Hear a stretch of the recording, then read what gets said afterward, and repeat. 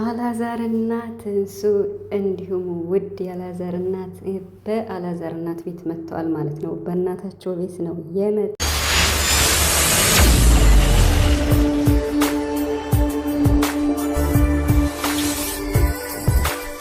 እናታቸው ቤት ነው የመጡ።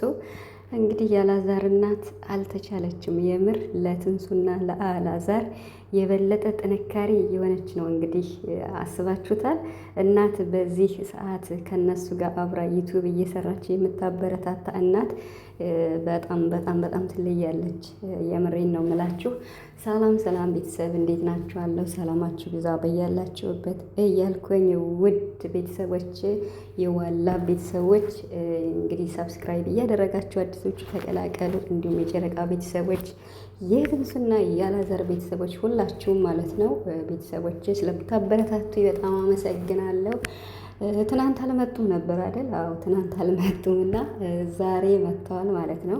የመጡት እንግዲህ በእናታቸው ቤት ነው እንግዲህ ከበቀደሙ ፕሮግራም በኋላ ማለት ነው። እና እንግዲህ አላዛር እናቱን እንኳን አደረሰች ለማለት እንዲሁም ትንሱ ይሆናል መልካም የእናቶች ቀን ለማለት አሪፍ ምሽት አለ ብለዋል። ስለዚህ ጠብቁ ማለት ነው።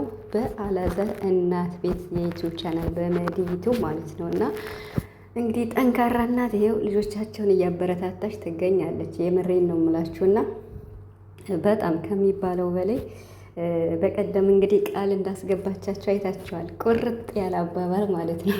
የምር እኔ በቃ ማለት በጥሞና ነበር ቪዲዮቸውን እየሰማው የነበረውና ሁለቱም እናቶች የተናገሩትን ቃል ማለት ነው። እንግዲህ የአላዛር እናት እኔ ከዚህ በኋላ መጠናናት የሚባለው ነገር በእድሜ መቀለድ ነው።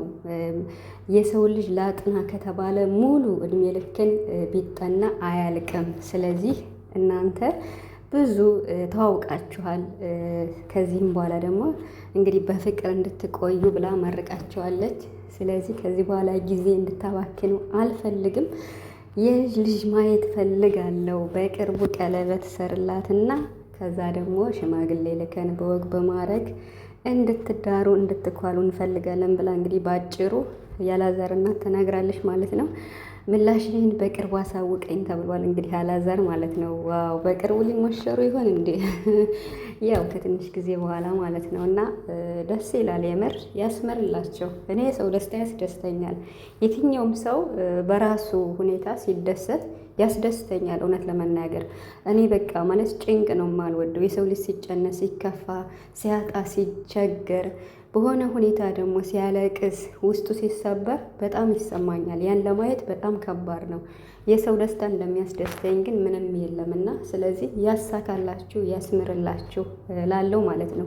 ለአላዛርና ለትንሱ ማለት ነው። እንግዲህ አንዳንዴ በአጋጣሚ የተገናኙ ሰዎች እንዴት ነው የህይወት ጎዳናቸው በጣም የሰመረ ይሆናል።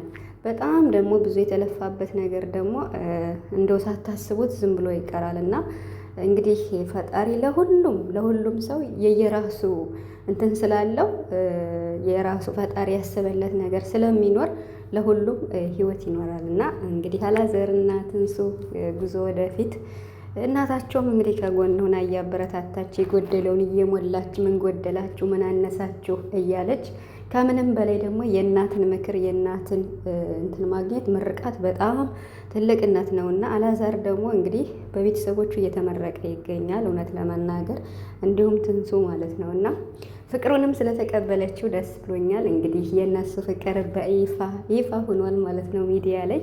እንግዲህ አላዛርና ትንሱ ትልቅ የቤት ስራ አለባችሁ። ፍቅራችሁን ተንከባክባችሁ ያዙ። ፍቅራችሁን ተንከባክባችሁ ካልያዛችሁ በጥንቃቄ ብዙ ችግር ሊገጥም ይችላል። የእውነት ማለት ትክክለኛና እውነተኛ ፍቅር ከሆነ በጣም ብዙ ፈተና ሊገጥመው ይችላል። ሰው ያንን ፈተና ለማለፍ ደግሞ እናንተ ዝግጁ መሆን አለባችሁ። በሚዲያ ይፋ ስለሆነ ማለት ነው እና ትንሽ ምክር ቤቴ ከነሱ ተሽዬ ሳይሆን በቃ አስተያየት ለመስጠት ፈልጌ ነው እንጂ ማንም ከማንም ይሻል የለም። ግን አስተያየት ስሰጥ ያው ይሄ ልናገር ብዬ ነው እና ስለዚህ ዛሬ በአላዛር እናት ቤት ወይም በሜዲቱ ጠብቁ ማለት ነው። አሪፍ ምሽት ይኖራል። አሪፍ ቪዲዮ ይለቀቃል ማለት ነው ዛሬም ማለት ነው እና እንግዲህ አንደኛውን እናታቸውን ሸኝተው ይሆን አላቅም። ያው እንግዲህ ወደ ውጭ ሀገር ልትመለስ ነው ብለውን ነበር በቀደም በነበረው ቪዲዮ። ሂዳ ከሆነ በሰላም እንድትገባ ምኞታችን ነው ማለት ነው። ውድ ቻናሌ ቤተሰቦች ስለምትከታተሉኝ በጣም አመሰግናለሁ።